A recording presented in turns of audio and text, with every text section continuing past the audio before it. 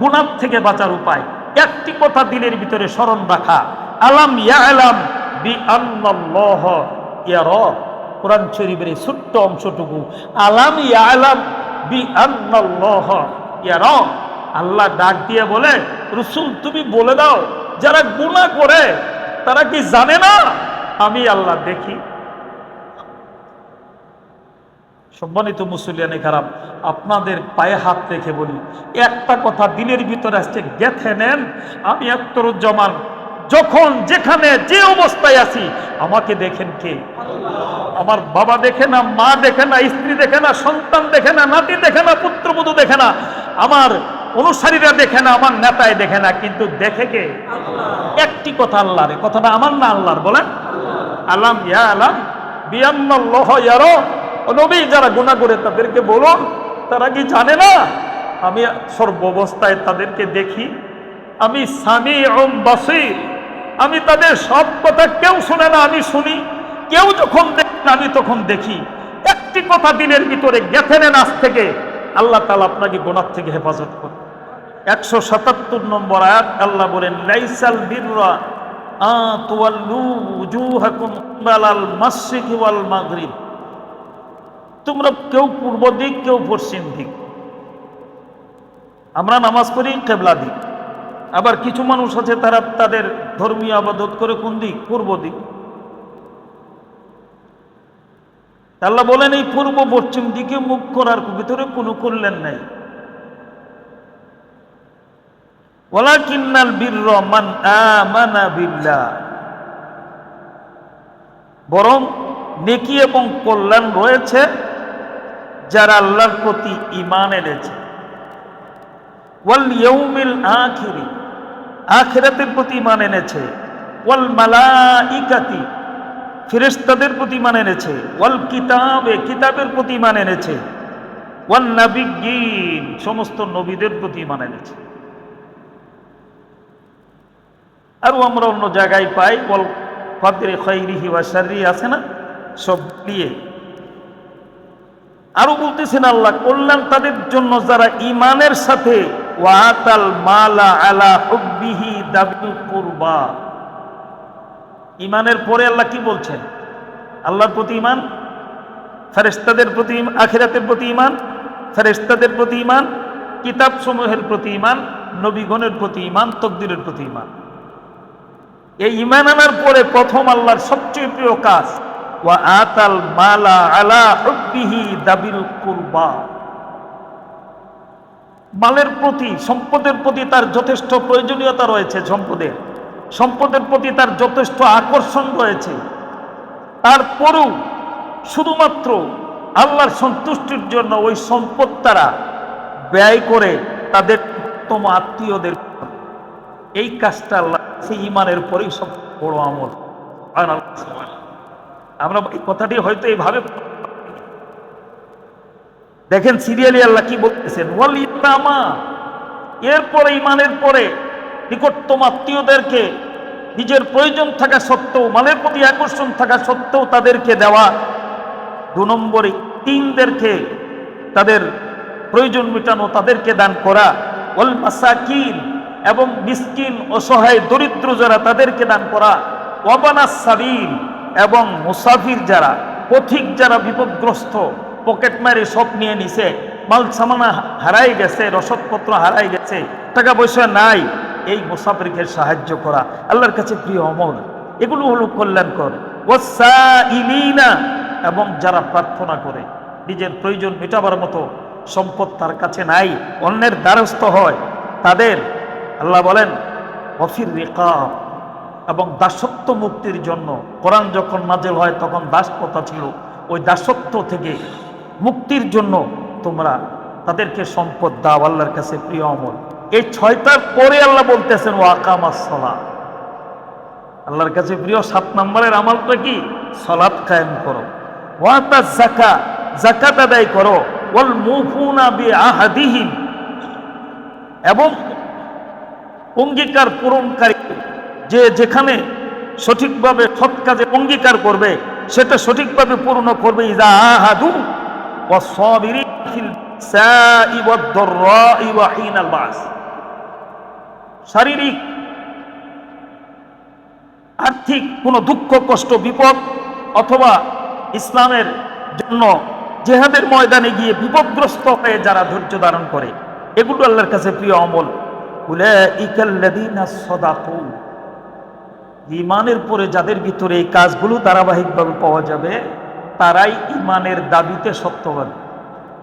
তারাই ঈমানের দাবিতে কি, আমি আছি কিনা এই দলে, এখন আয়াতের সামনে আমাকে আমি তুলে ধরে জিজ্ঞেস করি যেগুলো আমার ভিতর আছে কিনা। ওয়া উলাইকা হুমুল মুত্তাকুন, এবং আল্লাহ তাআলা বলেন তারাই হলো মুত্তাকি, তারাই হলো পরহেজগার, তারাই হলো আল্লাহ ভীরু। সম্মানিত ভাইয়েরা, এখন এই আয়াতের ভিতরে আমাদেরকে বোঝাচ্ছে ঈমান। ঈমানের প্রথম কথা হলো তাওহীদ। বলেন ঈমানের প্রথম কথা কি? ঈমান বিল্লাহ। ঈমানের প্রথম কথা হলো ঈমান বিল্লাহ, আল্লাহর প্রতি ঈমান।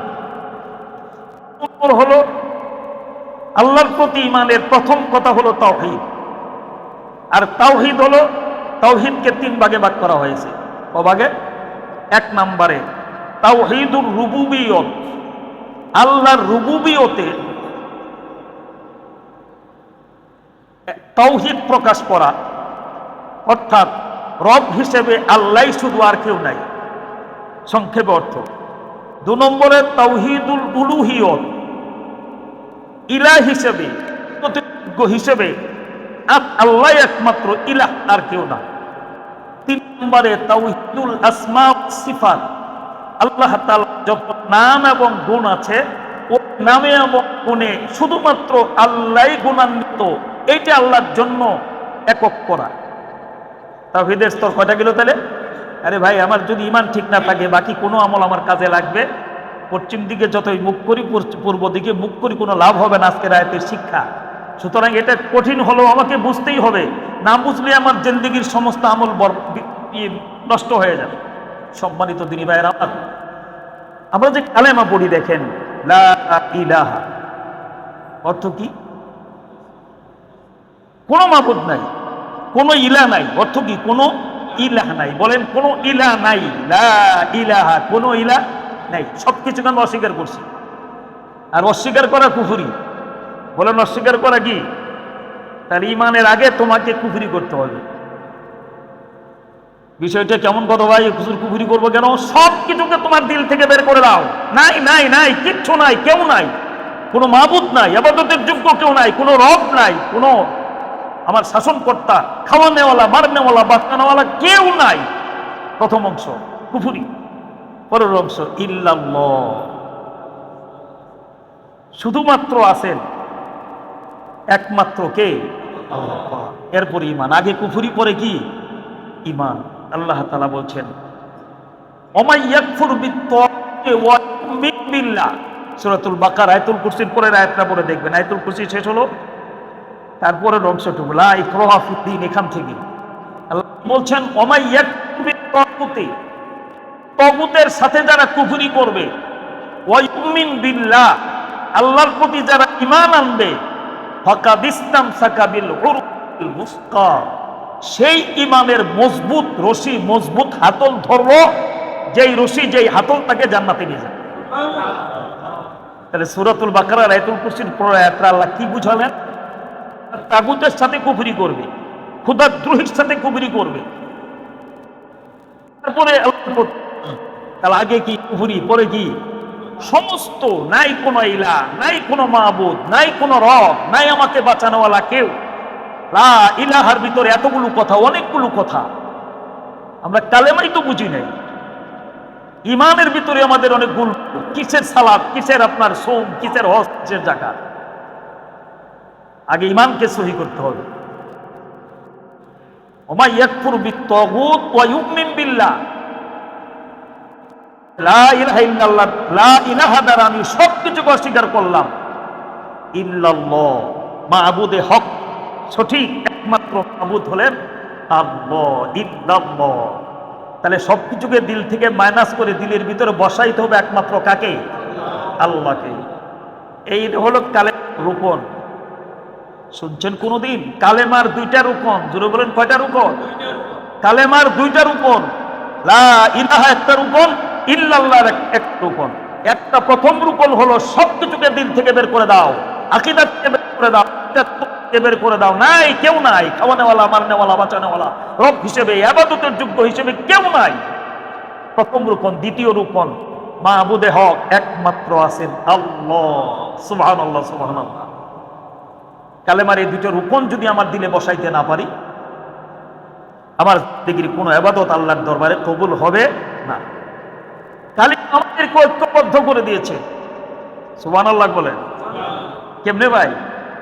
আপনি যান বিদেশে, আপনি চায়না যান, তাদের কোনো কথা আপনি বুঝবেন না। চায়না ভাষা সম্বন্ধে আপনার কোনো নলেজ যদি পূর্বে না থাকে, তাদের বাংলা ভাষা সম্বন্ধে কোনো নলেজ নাই, আপনার কোনো কথা তারা বুঝবে না।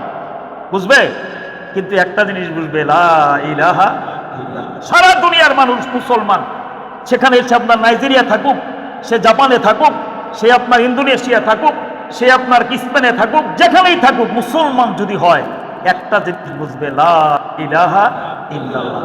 এই কালেমা আমাদের সবাইকে কি করে দিয়েছে? ঐক্যবদ্ধ করে দিয়েছে। সারা দুনিয়ার মুসলমানকে একটা দেহ বানিয়ে দিয়েছে এই কালেমাটা। আমাদের ঐক্যের কালেমা হলো লা ইলাহা।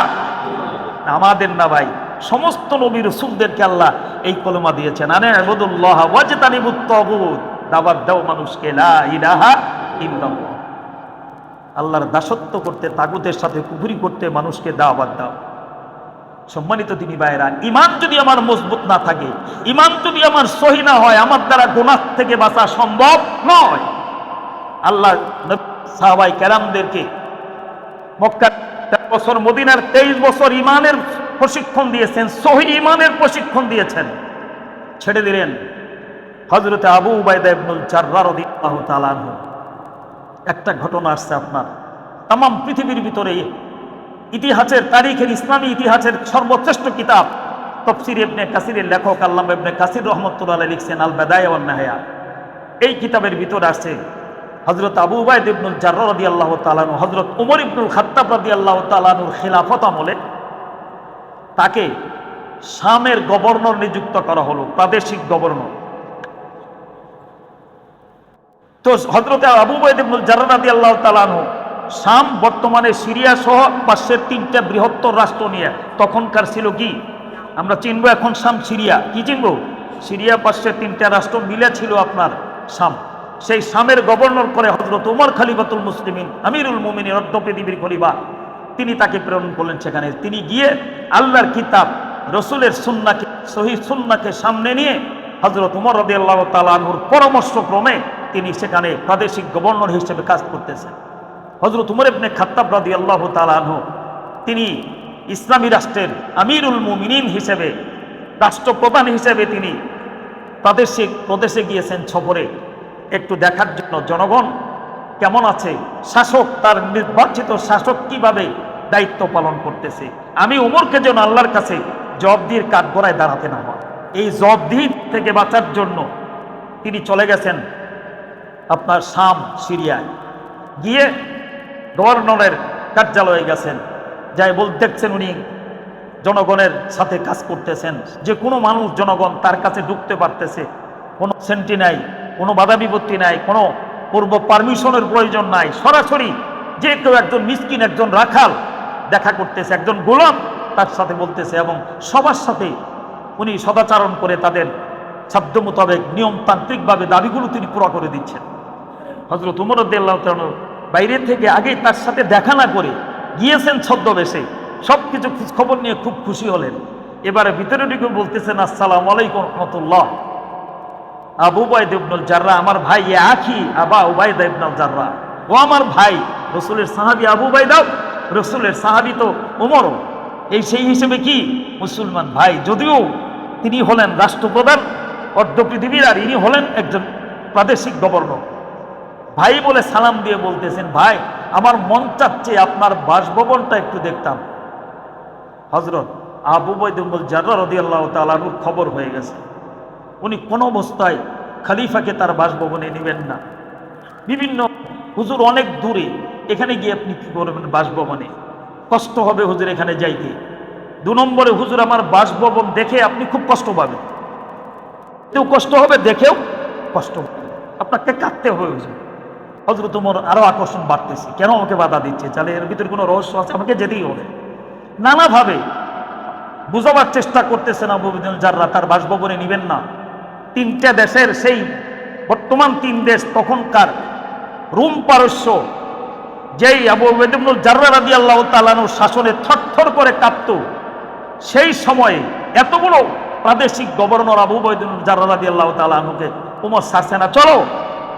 রওনা হয়ে গেছে, শহরে হাঁটতেছে, পিছনে মুসলমানদের বিশাল জামাত, আমিরুল মুমিনিন সামনে, আর আপনার আবু উবাইদুল জাররা রাদিয়াল্লাহু তাআলা আনহু প্রাদেশিক গভর্নর হাঁটতেছে। শহর ছেড়ে অনেক দূর পর্যন্ত চলে গেছেন। ওমর রাদিয়াল্লাহু তাআলা বলছেন যে আবু উবাইদা আর কত দূর যেতে হবে, এত দূরে কেন? বলুন হুজুর আরেকটু যেতে হবে। যাইতে যাইতে একেবারে অজপাড়া গ্রামে একবারে যেখানে কোনো লোকজন, অন্য কোনো লোকজন থাকে না, এমন একটা নির্জন জায়গায় নিয়ে গেলেন তাকে। বাড়িঘর নাই, তুমি কোথায় নিয়েছো আমাকে? হুজুর চলেন আর একটু সামনে গিয়ে দাঁড়াইছেন একটা কুড়ে ঘর, গাছপাতা দিয়ে তৈরি, ঘাস দিয়ে পাতা দিয়ে তৈরি একটা কুড়ে ঘর। কুড়ে ঘরের সামনে আবু উবাইদুল জাররা রাদিয়াল্লাহু তাআলা দাঁড়িয়ে আছেন। ওমর জিজ্ঞেস ছিল, কোথায় তোমার বাসভবন? হুজুর আমার এটাই বাসভবন। সুবহানাল্লাহ, সুবহানাল্লাহ। হুজুর তোমার আশ্চর্য হয়ে গেছে, কই ভিতরে চলো। হুজুর ভিতরে কই চলো না একটু দেখি, আসছি যেহেতু। ভিতরে গেছেন আবু উবাইদুল জাররা রাদিয়াল্লাহু তাআলা আনহু খলিফাতুল মুসলিমিন আমিরুল মুমিনিন উমর ইবনে খাত্তাব রাদিয়াল্লাহু তাআলা আনহুকে নিয়ে ভিতরে গিয়ে দেখেন ঘরের ভিতরে শুধু একটা কুঁড়ে ঘর, কোনো রকম মাথা নিচু করে ঢোকা যায়, সামান্য জায়গা ভিতরে, কোনো সামান নাই, কোনো খাট নাই, কোনো চেয়ার নাই, কোনো টেবিল নাই, কোনো আলমিরা নাই, কোনো তাক নাই, কোনো আসবাবপত্র নাই, শুধুমাত্র একটা জায়নামাজ বিছানো মাটির উপর, পাকানা কাঁচা মাটি, একটা চাটিয়া বিছানো নাই, একটা পর্দা পলিথিন তো নাই, ছিল না তখন একটা পর্দা, একটা চামড়া বিছানো ছিল না, একটা চামড়ার ছেঁড়া জায়নামাজ ঘরের উপরে মাটির উপরে বিছানো। হযরত ওমর চারদিকে তাকায় বলেন, আবু উবাইদা এটাই যদি তোমার ঘর হয় তাহলে আসবাবপত্র কই? তুমি কিভাবে জীবন যাপন করো এখানে? আবু উবাইদা বলেন, হুজুর আমি নিষেধ করেছিলাম আপনাকে আমার বাসভবন দেখাতে, আমি বলেছিলাম আপনাকে কষ্ট পেতে হবে, কাঁদতে হবে হুজুর, এই জন্য আমি বাধা দিয়েছিলাম। ওমর বলেন, আবু উবাইদা তুমি যত বাধা দিয়েছিলে আমার আকর্ষণ তত বাড়ছিল, আমি তো জানতাম না, বুঝতাম না তুমি এমন জীবন যাপন করো।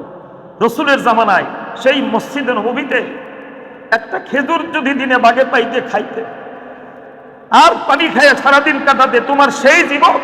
আর রসুলের ইন্তেকালের পর ইসলাম আজকে পৃথিবীর অর্ধেক পৃথিবী ছড়িয়ে গিয়েছে, এই সময়ে তোমার জীবনের অবস্থা এমন, আর তুমি প্রাদেশিক গভর্নর হয়ে এমন অবস্থা, তোমার তো কোনো খাবার জিনিসও দেখতেছি না, তুমি কি খাও আমাকে বলবে? হযরত ওমরের দুই চোখ দিয়ে ঝর্ণার মতো পানি ঝরছে, হযরত ওমর কথা বলতে পারতেছেন না। আবু উবাইদুল জাররা রাদিয়াল্লাহু তাআলা আনহু লজ্জিত হয়ে পর্দার আড়াল থেকে তাকের উপরে একটা ভাঙ্গা তাক ছিল, সেই তাকের উপর থেকে একটা পেয়ালা নিয়ে আসলেন, পানি খাবার কি পেয়ালা নিয়ে আসলেন। হুজুর দেখেন তাকায়, পেয়ালা ভর্তি পানি, তার ভিতরে কয়েক টুকরা রুটি। হযরত ওমর বলেন, আবু উবাইদা তুমি কি দেখাচ্ছ আমাকে, কি খাও?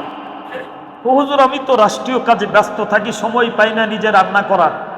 একটা মহিলা, বৃদ্ধ একটা মহিলা এসে প্রতি জুমার দিন আমার জন্য 7টা রুটি বানাই দিয়ে যায়। হুজুর প্রতিদিন আমি রোজা থাকি আর ওই রুটি রেঁধে ইফতার করি। হুজুর জবের রুটি তো বানানোর সঙ্গে সঙ্গে ঠান্ডা হয়, আর যত ঠান্ডা হয় তত শক্ত হয়, এমনি ভাবে এই রুটিগুলো এমনি খাওয়া যায় না হুজুর। আমি সকালবেলায় যখন অফিসে যাই রুটিগুলো পানিতে ভিজায় যাই, আবার ইফতারের আগে আইসে ওই রুটিগুলো, জবের ভিজানো রুটিগুলো আমি খাই, প্রতিদিন একটা রুটি। আবার জুমার দিন আসে মহিলা এসে আমাকে রুটি বানাই দেয়। সম্মানিত দিনী ভাইয়েরা, রসুল সাহাবাই কেরামকে কোন কালেমার দাওয়াত দিয়েছেন, তাদেরকে কালেমার হাকিকত কিভাবে বুঝিয়েছেন, তাদেরকে ঈমানের সবক কিভাবে দিয়েছেন, এই সবকের কারণে হযরতে সাহাবাই কেরাম রিদওয়ানুল্লাহ তাআলা আলাইহিম আজমাইন সারা দুনিয়ায় ছড়াই পড়েছেন, তারা সেই ঈমান নিয়ে, সেই কালেমা বুকে নিয়ে। আজকে চীনের মাটিতে সাহাবাই কেরাম তাদের কবর পাওয়া যায়, বিভিন্ন দেশে ছড়িয়ে গেছে তাদের সেই কবর পাওয়া, যেগুলি ইতিহাস পড়ি আমরা শিখলাম কেমন ঈমানের অধিকারী ছিলেন তারা। খয়বরের যুদ্ধে। খয়বর ইহুদিদের দুর্গ ছিল, বিশাল দুর্গ। আল বেদায়া ওয়ান নিহায়া কিতাবে আসছে, সেই বিশাল দুর্গ দখল করে চারদিক দিয়ে সাহাবায়ে কেরাম বেষ্টন করে অবস্থান করতেছে। রসুলের জন্য একটা তাঁবু বানাইছে। আল্লাহ রসুল সেই তাঁবুতে অবস্থান করেন। কয়েকদিন চলে গেল, ইহুদিরা সারেন্ডার করে না। এখন রক্তপাত ঘটাতেই হবে, দুর্গে আক্রমণ করতে হবে। এক রাখাল, ইহুদিদের এক রাখাল, যুদ্ধ কাদের সাথে? খয়বরের ইহুদিদের সাথে, মুসলমানদের। ইহুদিদের এক রাখাল, বকরির রাখাল, এক পাল বকরি মেজদুম বানিয়ে বেরিয়েছে দুর্গের ভিতর থেকে। লোকটা সাইজে খাটো, একেবারে কুৎসিত কালো বিটগুটে চেহারা, বিগ্রু। এই লোকটা বেরিয়ে সাইরে শুনছে দুজাহানের বাদশাহ সাইয়্যিদুল মুরসালিন রাহমাতুল লিল আলামিন জনাবে মুহাম্মদ রাসূলুল্লাহ সাল্লাল্লাহু আলাইহি সাল্লাম তিনি খায়বরে এসেছেন। তার মনের আগ্রহ, উনি জাহানের বাদশাহ, মুসলমানদের বাদশাহ, উনাকে যদি এক নজর দেখতাম মনটা ভালো লাগতো। বকরির পাল নিয়েই মুসলমানদের কাছে গেছে, যাই জিজ্ঞেস করছে তোমাদের বাদশাহ কোথায়, দুজাহানের বাদশাহ কোথায়? মুসলমানরা ইশারা করে দেখাইছে, ওই যে একটা তাঁবু দেখা যায়, ওই তাঁবু। তো বেচারা আশ্চর্য হয়ে গেছে যে দুজাহানের বাদশাহ, এত বড় মদিনার ইসলামী রাষ্ট্রের রাষ্ট্রনায়ক, উনি তাঁবু, ওই তাঁবুতে উনি থাকবেন, এটা কেমন কথা হলো? কয় ওখানে যাও তুমি। বেচারা আস্তে আস্তে গেছে, মনে করছে না জানি কত পাহারাদার, কত দাম সেখানে থাকবে, কত আয়োজন সেখানে থাকবে। ঝুপড়ির সামনে দেখে ভিতরে একজন মানুষ পূর্ণিমা চাঁদের নেই সুন্দর, তাঁবুর ভিতরে আর কেউ নাই। তাঁবুটা ছেঁড়া ছিল, তার উপরে রোদ পরে খেজুরের পাতা দিয়ে সেই ছেঁড়া অংশ ঢাকা হয়েছিল, এমন একটা তাঁবু। আরেকটা তাঁবু বিছানো, আরেকটা তাঁবু, ছেঁড়া তাঁবু আপনার বিছানো ভিতরে। জনাবে মুহাম্মদ রাসূলুল্লাহ সাল্লাল্লাহু আলাইহি সাল্লাম ভিতরে আছেন। বেচারা সেই আপনার এইদিকে খাটো, কালো নিগ্রু, চেহারাটাও বিটগুটে, ঘামে শরীর থেকে দুর্গন্ধ ছড়াচ্ছে, সাহস পাচ্ছে না। অনেক চিন্তা ভাবনা করে আস্তে আস্তে ভিতরে ঢুকছে। ভিতরে ঢুকে বলছে, আপনি মদিনার বাদশাহ, দুজাহানের বাদশাহ, ইসলামী রাষ্ট্রের বাদশাহ, আপনি আসলে কি বলেন, কি দাওয়াত দেন, কেন আসছেন আপনি? যে আমি দাওয়াত দিচ্ছি লা ইলাহা ইল্লাল্লাহ মুহাম্মাদুর রাসূলুল্লাহ সাল্লাল্লাহু আলাইহি ওয়াসাল্লাম। ইহুদি রাখাল রসুলের চেহারা দেখেই প্রথম চমকে গেছে, এত সুন্দর মানুষ দুনিয়াতে হতে পারে। আহারে, টাকায় আছে, তার ঈমান অর্ধেক পুরা হয়ে গেছে। রসুল যখন কলেমার দাওয়াত দিয়েছেন, এটা শুনে আশ্চর্য হয়ে বলতেছে যে ইয়া রাসূলুল্লাহ, এটা যদি আমি পড়ে দিলে আমার লাভ কি হবে? আমাকে একটু বুঝান। ওরা তো আরবি, কালেমার অর্থ তো তাদের বোঝাতে হয় নাই, বুঝে ফেলেছে। আমার লাভ কি হবে? কয় তোমার লাভ হবে, তুমি যদি এই কালেমা পড়ে নাও, তাহলে মুসলমানদের যে হক, মুসলমানরা পায় যে অধিকার, তুমি আমাদের সাথে সেই অন্যান্য মুসলমানের মতো রাষ্ট্রীয় ধর্মীয় সমস্ত অধিকার স্বাধীনতা পাবে। 2 নম্বরে তুমি আমার ভাই হয়ে যাবে, তুমি আমি বুকে চড়ায় ধরে সাথে আমি আলিঙ্গন করবো, কোলাকুলি করবো, নাকা করবো। আর মুসলমানরা যে অর্থনৈতিক সুবিধা পায় সেটাও তুমি পুরোপুরি পাবে। তো রাখাল আশ্চর্য হয়ে গেছে গা, আপনি দুনিয়ার বাদশাহ, মদিনার বাদশাহ, আখিরাতের বাদশাহ, দুজাহানের বাদশাহ, আপনি আমার সাথে কোলাকুলি করবেন, আমাকে বুকে নিবেন, এটা কেমন কথা? কয় হ্যাঁ। কয় না, আমি তো কালো, আমি নিগ্রু চেহারা, আমি নিজে আয়নাতে আমার চেহারা দেখতে চাই না। আর আমার শরীরে দুর্গন্ধ, ঘাম ঝরতে ঝরতে আমার দুর্গন্ধ হয়ে গেছে, তারা শরীর পোশাক, আপনি আমার সাথে বুক মিলাবেন? যে কেমন কথা, ঠাট্টা করছেন আপনি? রসুল বলেন, তুমি যখন কালেমা পড়বে, তুমি আমার ভাই হয়ে যাবে। তুমি যখন ইসলাম গ্রহণ করবে, তুমি যখন ঈমান আনবে, তুমি যখন কালেমা পড়বে, তাওহীদের ঘোষণা দিবে, তখন তুমি আমার ঈমানি ভাই হয়ে যাবে। তোমার মাঝে আর আমার কোনো দূরত্ব থাকবে? ইহুদি বেচারা সাথে সাথে কালেমা পড়ে মুসলমান হয়ে গেল। ইহুদি রাখাল মুসলমান হয়ে গেল। রসুল তাকে বুকে নিয়ে তাকে আলিঙ্গন করলেন, তার জন্য দোয়া করলেন। ইয়া রাসূলুল্লাহ, এখন আমার কাজ কি? এখন আমার কি কাজ? আল্লাহ রসুল সূর্যের আলোর দিকে তাকায় দেখলেন এখনো কোনো নাম। বিভিন্ন ভাবে তারা মদিনাকে আক্রান্ত করার ষড়যন্ত্রে লিপ্ত, যে কোনো সুযোগে তারা ইসলামকে দুনিয়ার থেকে ধ্বংস করে দিতে চায়। সুতরাং বারবার আমাদের সাথে তারা চুক্তি ভঙ্গ করেছে, তাদের সাথে জিহাদ চলতেছে, তুমি জিহাদে শরীক হতে পারো। হুজুর জিহাদে শরীক হলে আমার কি হবে? জিহাদে শরীক হয়ে আল্লাহ যদি তোমাকে বিজয়ী করে, গনিমতের মাল যা পাবা, জিহাদের সব পাবা, গনিমতের মাল একটা ভাগ পাবা। আর যদি আমি মারা যাই, ওই তুমি ডাইরেক্ট আল্লাহর জান্নাতে চলে। আল্লাহর বান্দা কয়, ইয়া রাসূলুল্লাহ, আমাকে অনুমতি দেন জিহাদে অংশগ্রহণ করব। রসুল বলেন, না, তোমার বকরিগুলো কি করবো? হুজুর আমি মুসলমান হয়ে গেছি, মালিকের আন্ডারে তো আমি নাই, এখন আমি স্বাধীন, আপনি আমাকে ঘোষণা দিয়েছেন, এখন বকরির চিন্তা আমার কেন? হ্যাঁ, তুমি মালিকের ইহুদি মালিক দিও, আমাদের দুশমন, কিন্তু তার চাকরি করো, তার বকরিগুলো তুমি নিয়ে এসছো। ইসলাম হুকুম করছে, এই বকরিগুলো তোমার কাছে যখন দিয়েছে তখন আমানত ছিল। ইন্নাল্লাহা ইয়া'মুরুকুম আন তুআদ্দুল আমানাতি ইলা আহলিহা, আমানতকে তার প্রকৃত মালিকের কাছে ফেরত দাও, এটা কোরআনের নির্দেশ। তোমার কাছে মালিকের পক্ষ থেকে আমানত। সুতরাং ইসলামের প্রথম কাজ হলো তুমি ইহুদির কাছে বকরিগুলো বুঝিয়ে দিয়ে আসো। ইট ইজ কল্ড ইসলাম, এটির নাম হলো ঈমান। কালেমার হাকিকতের ভিতরে বেচারা চলে গেল, ইহুদির কাছে বকরিগুলো দিয়ে সে লা ইলাহা ইল্লাল্লাহ বলছেন। সাহাবায়ে কেরামদের কাছ থেকে অস্ত্র নিয়ে জিহাদের ময়দানে যুদ্ধ শুরু হয়ে গেছে, তুমুল বেগে ইহুদিদের সাথে যুদ্ধ চলতেছে। যুদ্ধ শেষে যে কয়জন সাহাবী শহীদ হচ্ছে, তাদের লাশগুলো সাহাবায়ে কেরাম একত্র করে আনছে। রসুল জিজ্ঞেস করলেন, আরো কোনো লাশ কি বাইরে আছে? হুজুর, একটা লাশ বাইরে আছে, লাশটা আমরা চিনতেছি না, এটা আমাদের মদিনার থেকে আসা কেউ না হুজুর, অপরিচিত একজন মানুষ। আল্লাহ রসুল দৌড়ে গেলেন, গিয়া দেখলেন সেই রাখাল, যে রাখাল রসুলের কাছে একটু আগে কালেমা পড়ে রসুলের হাত ধরে মুসলমান হয়েছে, আসওয়াদ গালিফি। রাখালটার নাম কি ভাই? আসওয়াদ গালিফি। রসুল যায় দেখকেই বললেন, এটা তো আসওয়াদ গালিফি, একটু আগে আমার তাবুতে কালেমা পড়ে মুসলমান হয়েছে। আমি তাকে বুকে জড়ায় ধরেছি।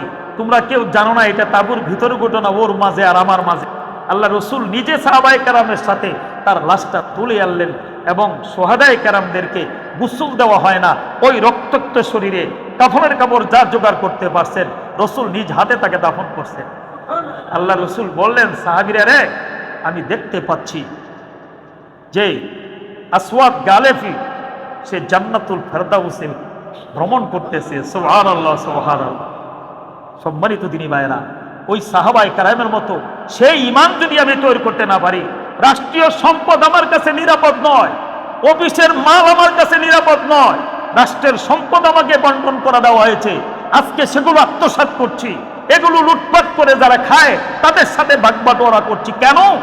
সমস্যা আমার ঈমানে, সমস্যা আমার কালেমার হাকিকত বুঝতে, সমস্যা আমার তাওহীদ বুঝতে। এই জন্য সবার আগে ঈমান, সবার আগে কি? তাওহীদ। সম্মানিত দিনী ভাইরা, ঈমানের প্রথম কথা হলো আল্লাহর প্রতি ঈমান। আল্লাহর প্রতি ঈমানের প্রথম কথা হলো কি? তাওহীদ, যেটা দিয়ে আমি শুরু করেছিলাম। এখন আপনাকে বুঝতে হবে তাওহীদ ফির রুবুবিয়ত। তাওহীদ তিন প্রকার। জোরে বলেন, কয় প্রকার? তাওহীদুর রুবুবিয়ত, আল্লাহ আমার রব, আমাকে সৃষ্টি করেছেন আল্লাহ, এটা এককভাবে আল্লাহর জন্য নির্দিষ্ট করা। আমাকে খাওয়ান কে? আল্লাহ। আমাকে মৃত্যুদান করবেন কে? আল্লাহ। আমার সমস্ত প্রয়োজন মিটান কে? বাস, এই আকীদা রুবুবিয়ত। আসমান জমিনের মালিকানা কার? ওয়ালিল্লাহি, সেই আল্লাহর জন্যই। মুলকুস সামাওয়াতি ওয়াল আরদ, আসমান জমিনের সমস্ত মালিকানা রুবুবিয়ত। রব্বুস সামাওয়াতি ওয়াল আরদ, আসমান জমিনের তিনি রব। এ কথার স্বীকৃতি দিল দিয়ে দেওয়ার নাম হলো কি? মুখে প্রকাশ করা, দিলে বিশ্বাস করা, কাজে রূপান্তর করা। আমার রব একমাত্র কে? ফেরাউন বলেছিল, আনা রব্বুকুমুল আলা। ফেরাউন বলেছিল, আমি তোমাদের বড় রব। জোরে বলেন নাউজুবিল্লাহ। সুতরাং মুসলমান একমাত্র রব আমাদের রব্বুনাল্লাহ, আলহামদুলিল্লাহি রব্বিল। কোরআন শরীফের প্রথম আয়াতে পরিচয় দেওয়া হয়েছে রবের, শিক্ষা দেওয়া হয়েছে রব হিসেবে একমাত্র শুধুমাত্র আল্লাহকে মানো। আর কোনো মানলে তোমার জিন্দেগির কোন ইবাদত কাজে লাগবে না। 2 নম্বরে, সংক্ষেপে কথা বলছি, 2 নম্বরে তাওহীদ ফিল উলুহিয়ত। এখানে 2টা কথা। ইবাদত পাওয়ার একমাত্র অধিকারী আর যোগ্য হলেন কে? আল্লাহ, মাবুদে হক একমাত্র কে, ইবাদত পাওয়ার যোগ্য তাকেই বলে মাবুদ। তাকে কি বলে? মাবুদ। তাকেই বলে আরবিতে ইলাহ।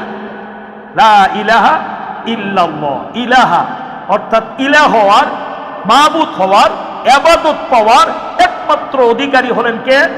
এর নাম হলে তাওহীদুল উলুহিয়ত। তাহলে ইবাদত আল্লাহ ছাড়া কারো নামে করা যাবে, রসুলের নামেও করা যাবে না। আমরা রসুলের তরিকাই করব, কিন্তু কার নামে? এই কথাটা বুঝতে হবে আমাকে। সুতরাং ইবাদত হবে শুধু কার নামে? আজকে ইবাদত হয় অনেক ধর্মের মানুষ ঈসার নামে ইবাদত করে, মারিয়ামের নামে ইবাদত করে, মুশরিক যারা তারা ইবাদত করে বিভিন্ন মূর্তির নামে, বিভিন্ন দেবতার নামে। সুতরাং তারা ঈমান থেকে কি খারেজ। এই তাওহীদুল উলুহিয়তের দ্বিতীয় কথা হলো আইনদাতা, হুকুমদাতা একমাত্র কে? আল্লাহ। আল্লাহকে যদি শুধুমাত্র আইনদাতা, হুকুমদাতা আমরা না মানি, তাহলে আমাদের তৌহিদ ঠিক নাই। আল্লাহকে একমাত্র ইলাহ হিসেবে দিতে পারি নাই। আমি যদি মনে করি যে আল্লাহ আইন দিতে পারে, আরো কেউ আইন দিতে পারে, তাহলে আমার তৌহিদের ভিতরে তৌহিদ নাই, আমার ইমানের ভিতরে শিরিক আছে। জোরে বলেন কি আছে? শিরিক আছে। তাহলে আইন দেওয়ার, শাসন দেওয়ার, বিধান দেওয়ার একমাত্র মালিককে? তাওহীদ ফিল উলুহিয়ত। তাওহীদ ফিল আসমায়ে ওয়াস সিফাত। যেমন আল্লাহ রাজ্জাক, আল্লাহ খাদ্য দান করেন, এই জন্য তার এক নাম কি? রাজ্জাক। সমস্ত মাখলুককে খাওয়ান। ওমা মিন দাব্বাতিন ফিল আরদি ইল্লা আলাল্লাহি রিজকুহা। সমস্ত মখলুক যা আল্লাহ সৃষ্টি করেছেন বিচরণশীল, সমস্ত মখলুকের রেজেকের জিম্মাদারি কে নিয়েছেন? আপনার সেই সাগরের তলদেশে বিশাল বিশাল আপনার পানির যে জলপ্রাণীগুলো রয়েছে, আমরা চিনিও না, দেখিও নাই অনেক, এগুলো কে খাওয়া? আপনার সেই বিভিন্ন জঙ্গলে, বনে, পাহাড়ে বিশাল বিশাল পানি রয়েছে, টনে টনে খাবার খায়। তাদের খাদ্য কে যোগায়? আমার আপনার সবার খাদ্য যোগায় আল্লাহ। এই যে তার একটা সিফাত রাজ্জাক, রিজিক দাতা একমাত্র কে? আল্লাহ। একমাত্র ভালো মন্দ করেনেওয়ালা আমার কে? কেউ আল্লাহ ছাড়া আমার ভালো মন্দ করতে পারে না। আল্লাহর যে নাম আছে ৯৯টা, আসমাউল হুসনা, এই ৯৯টা নামে আল্লাহর আরো যত সিফাত কোরআন হাদিসে বয়ান করা হয়েছে, যে গুণাবলী, এই গুণাবলী শুধু আল্লাহর জন্যই নির্দিষ্ট করা। এটার নাম হলো তাওহীদুস সিফাত, আসমা ওয়াস সিফাত। এটার ভিতরে থাকা আর সমস্ত তাগুতকে অস্বীকার করা। আল্লাহ তাআলা আমাদের তৌফিক দেয়, জোরে বলি আমিন। সম্মানিত দিনী ভাইরা, এবার আসেন, আমাদের খেয়াল করতে হবে যে সর্ব অবস্থায় আমরা তাওহীদের উপরে কায়েম থাকবো। এক। ২ নম্বর, আল্লাহর প্রতি ঈমান বলতে আমরা কি বুঝি? আল্লাহর প্রতি ঈমান বলতে বহুবার বলেছি ভাই, অত্যন্ত গুরুত্বপূর্ণ কথা, আমাদের খেয়াল করেন। আল্লাহ তাআলা আমাদের বুঝার তৌফিক দেয়, বলেন আমিন। আমরা দোয়া করি আল্লাহ আমাদের ঈমানটাকে সহিভাবে বুঝবার, মানবার তৌফিক দাও। অত্যন্ত ব্যাপার, গুরুত্বপূর্ণ ব্যাপার, সবচেয়ে গুরুত্বপূর্ণ ব্যাপার। এখানে সমস্যা হলে সব সমস্যা আমার। প্রথম নম্বর কথা, আল্লাহর প্রতি ঈমান, ঈমান বিল্লাহ। এর প্রথম কথা হলো আল্লাহ আছেন। আল্লাহর উজুদিয়ত, অস্তিত্বকে স্বীকার করা। আল্লাহ আছেন। হুজুরি কথাটা কেমন?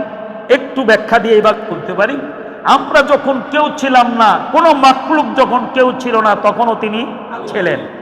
এখন আমরা সবাই আছি, এখনো তিনি। একদিন এমন হবে কুল্লু মান আলাইহা ফান, কেউ থাকবে না, তখনও তিনি। যারে বলি আমরা বাংলায় অনাদি অনন্ত।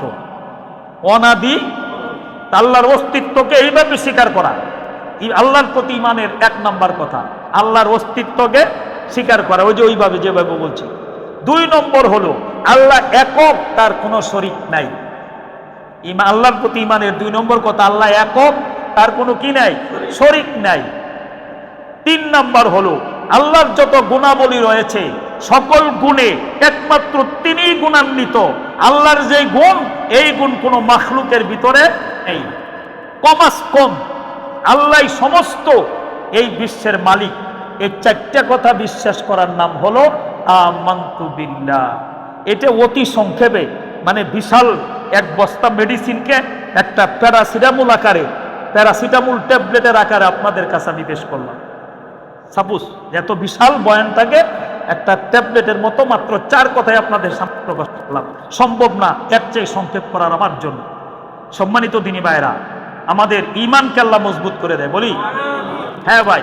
এই জন্যে আমরা সবচেয়ে বেশি পড়ব কোন জিনিসটা? ঈমানের বিষয়। সবচেয়ে বেশি পড়ব কোন জিনিসটা? তাওহীদের বিষয়। এর বিপরীত হলো শিরক। বলেন এর বিপরীত হলো কি? আমি অন্য জুমা এই বিষয়ে আলোচনা করবো, আজকে না। শিরিক কি এবং কেন এই বিষয়ে আমরা যার কাছে কিতাব আছে পড়ব, কিতাব নাই কিনে নিব। শিরিক কি ও কেন? শিরিক নামে অনেক বাজারে কিতাব আছে, গুলো কিনে আমরা বেশি বেশি পড়বো। এইগুলো আমার ঈমান বিধ্বংসী, যেহেতু ঈমান আমার ভেঙে যাবে, যে কারণে এই কারণগুলো বেশি বেশি করে পড়বো। তার এক নম্বর কারণ শিরিক, এটা আমরা বেশি বেশি করে পড়বো। আল্লাহ তাআলা তৌফিক দেয়, জোরে বলি আমিন। সম্মানিত দিনী ভাইরা আমার, আমাদের এর সাথে সাথে আরেকটা জিনিস করতে হবে, সেটা হলো কি? তাগুতকে অস্বীকার করতে হবে। জোরে বলেন, কি অস্বীকার করতে হবে? ওমা ইয়াকফুর বিত্তাগুত লা ইলাহা, তারপরে কি? ইল্লাল্লাহ। আগে কি বলছি না আমি? তারপর ইল্লাল্লাহ। এইটা তাগুত কি? তগা, তগাইলিয়া, তগিউন, অর্থ শব্দের সীমা লঙ্ঘন করা, বিদ্রোহী হওয়া, ক্ষুদাদ্রোহী শক্তিকে বলে তাগুত। মুফাসসিরিনে কেরাম অনেকগুলো তাফসীর গেটে ছোট্ট এক সংজ্ঞা আপনাদের সামনে উপস্থাপন করতে চাই। সম্মানিত মুসল্লিয়ানে কেরাম, তাগুত বলে কাকে? যে আল্লাহর আইন মানে না, আল্লাহর আইন মানে না, এবং তার অধীনস্থদেরকে আল্লাহর আইন মানতে দেয় না। তার অনুসারী ক্ষমতাশীল যদি হয়, তাহলে তার অনুসারী যারা, তাদেরকে আল্লাহর আইন মানতে দেয় না। প্রথম। দ্বিতীয়ত, সে আল্লাহর আইন সরাসরি, আল্লাহর আইন বিপরীত আইন রচনা করে নিজে মানে এবং তার অনুসারীদের উপর চাপায়ে দেয়। এর নাম হলো তাগুত। বলেন এর নাম কি? কিছুটা বুঝতে পারছি হয়তো আমরা। ওই যে বলি, আবার দোয়া করি, আল্লাহ আমাদের তাগুত চেনার তৌফিক দাও, জোরে বলি আমিন। অত্যন্ত গুরুত্বপূর্ণ কোরআনের একটা বিষয়, সূরা বাকারায় আসছে, অনেক জায়গায় আসছে এই কথাটা, তাগুত কথাটা। তাগুত আমরা কি বুঝলাম? যে নিজে আল্লাহর আইন মানে না এবং তার অধীনস্থদেরকে মানতে দেয় না। চুরি করলে হাত কাটো, আল্লাহর বিধান। বিধানটা কার বলেন? আল্লাহর বিধান। এটা যারা, যে দেশে মুসলমানদের যে দেশে যারা এটা নিজেরা করে না এবং জনগণকেও করতে দেয় না। 2 নম্বরে, নিজেরা আল্লাহর আইন বিদ্যমান থাকতে, আল্লাহর আইন যেখানে স্পষ্ট, এই জায়গায় নিজেরা আইন রচনা করে, অথবা কোনো দেশ থেকে আইন, মানব রচিত আইন, আল্লাহর বিদ্রোহী আইন এনে সেটাকে নিজেরা মানে জনগণকে মানতে বাধ্য করে, তাকে বলে কি? তগুত। বলেন তাকে বলে কি? আল্লাহ এই তগুদের সাথে কুফরি করতে বলছেন, তারপরে বলতে বলছেন, তারপরে বলো ইল্লাল্লাহ। ওইটা যদি তুমি করতে না পারো, লা ইলাহা যদি তোমার ভিতরে না থাকে, সারা জীবন ইল্লাল্লাহ বলে লাভ নাই, ওর ভিতরে শিরিক লুকায়িত আছে। কথাটা একটু কঠিন হলো, বুঝতে পারছি আমি, তারপরও আমাকে বুঝার তৌফিক দেয় আল্লাহ, জীবনে মানার তৌফিক দেয় আল্লাহ, জোরে বলি আমিন। সম্মানিত দিনী ভাইরা, এই জন্য আমরা তাগুত থেকে দূরে থাকবো। ওয়াল্লাযীনা ইজতানিবুনা তাগুতা আয়াবুদুহা ওয়া আনাবু ইলাল্লাহ লাহুমুল বুশরা ফাবাশশির ইবাদি।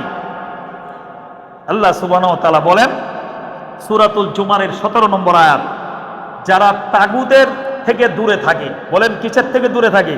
তাগুত থেকে দূরে থাকে, তাগুতের দাসত্ব করে না। ওয়া আনাবু ইলাল্লাহ, এবং আল্লাহর নিকটবর্তী হয়, তাগুত থেকে বেঁচে থেকে। আল্লাহ বলেন তাদের জন্য রয়েছে শুভ সংবাদ। ও নবী, আপনি আমার ওইগুলো, ওরা হলো আমার প্রিয় বান্দা, তাদেরকে আমার শুভ সংবাদ জানিয়ে দিন। সুবহানাল্লাহ, সুবহানাল্লাহ। আল্লাহ বলেন ওয়ালাকাদ বাসনা ফি কুল্লি উম্মাতির রাসূলা আন ইবুদুল্লাহ ওয়াজতানিবুত তাগুত। কথাটা কত গভীর দেখেন। আমরা হুজুররাও এই ওয়াজটা কম করি, তার কারণ এর মানুষ শুনে মজা পায় না, কষ্ট পায়, অনেকেই বাজারে, অনেকের গায়ে লাগে। এই জন্য আমরা হুজুররাও এই ওয়াজগুলো আমরা একটু কম করি, পাশ কাটায় যাই। অথচ এটা হলো আমার ইসলামের মূল, ইমানের মূল প্রথম কথা। আল্লাহ কি বলছেন দেখেন, সূরা নাহলের 6 নম্বর আয়াত। এটা আমাদের যুগে না, আল্লাহ পাক বলেন আমি দুনিয়াতে যত রসুল পাঠিয়েছি, যত জাতির কাছে, প্রত্যেক রসুলকে পাঠিয়েছি 2টা বিধান দিয়া। 1 নম্বরে আনে ইবুদুল্লাহ, আল্লাহর ইবাদত করো। 2 নম্বরে ওয়াজতানিবুত তাগুত, তাগুত থেকে দূরে থাকো। সুবহানাল্লাহ, সুবহানাল্লাহ।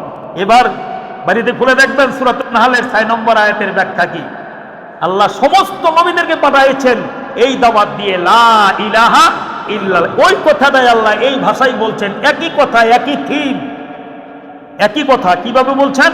আনি'বুদুল্লাহ ওয়াজতানিবুত তাগুত। আমি যত রসুল পাঠিয়েছি দুনিয়াতে, সমস্ত রসুলদেরকে এই 2 দফা কমন বিধান দিয়েছি, আল্লাহর ইবাদত করো, তাগুত থেকে দূরে থাকো। সেই তাগুদের ভিতরে আমি পড়ি কিনা, আমি তাগুদের অন্তর্ভুক্ত কিনা, তাগুদের অনুসারী কিনা, এটা আমাকে যাচাই করে দেখে আমার ঈমানকে হেফাজত করতে হবে। আল্লাহ তাআলা আমাদের ঈমানকে হেফাজত করে, জোরে বলি আমিন। সম্মানিত দিনী ভাইয়েরা, শেষ কথা, আজকে একটা টিপ দিচ্ছি আমি মাঝে মাঝে বলি যে আমরা যেন উদযাপন করি, জোরে বলি আমিন। গুনাহ থেকে বাঁচবার জন্য আজকে একটা টিপস দিচ্ছি আপনাদেরকে, আলাদা একটা গিফট দিচ্ছি আপনাদেরকে, এটা মনে করতে পারেন। সেটা হলো গুনাহ থেকে বাঁচার উপায়। একটি কথা দিলের ভিতরে স্মরণ রাখা, আলাম ইয়ালাম বিআন্নাল্লাহ ইয়ারা। কোরআন শরীফের এই ছোট্ট অংশটুকু, আলাম ইয়ালাম বিআন্নাল্লাহ ইয়ারা। আল্লাহ ডাক দিয়ে বলে, রাসূল তুমি বলে দাও, যারা গুনাহ করে তারা কি জানে না আমি আল্লাহ দেখি? সম্মানিত মুসলিয়ানে কারাম, আপনাদের পায়ে হাত রেখে বলি, একটা কথা দিনের ভিতরে আসছে, গেঁথে নেন। আমি আখতারুজ্জামান যখন যেখানে যে অবস্থায় আছি, আমাকে দেখেন কে? আমার বাবা দেখে না, মা দেখে না, স্ত্রী দেখে না, সন্তান দেখে না, নাতি দেখে না, পুত্রবধূ দেখে না, আমার অনুসারীরা দেখে না, আমার নেতায় দেখে না, কিন্তু দেখে কে? একটি কথা আল্লাহর, কথাটা আমার না আল্লাহর। বলেন আলাম ইয়ালাম বিআন্নাল্লাহ ইয়ারা। নবী, যারা গুনাহ করে তাদেরকে বলুন, তারা কি জানে না আমি সর্বাবস্থায় তাদেরকে দেখি? আমি সামিউম বাসীর, আমি তাদের সব কথা, কেউ শুনে না আমি শুনি, কেউ যখন দেখে না আমি তখন দেখি। একটি কথা দিনের ভিতরে গেঁথে নেন আজ থেকে, আল্লাহ তাআলা আপনাকে গুনাহ থেকে হেফাজত করবে। এই আমলটা আমরা করতে থাকি। আমি চেষ্টা করব প্রতি জুমায় গুনাহ থেকে বাঁচবার একটা করে টিপ দেওয়ার জন্য। আল্লাহ তাআলা আমাদের আমল করার তৌফিক দেয়।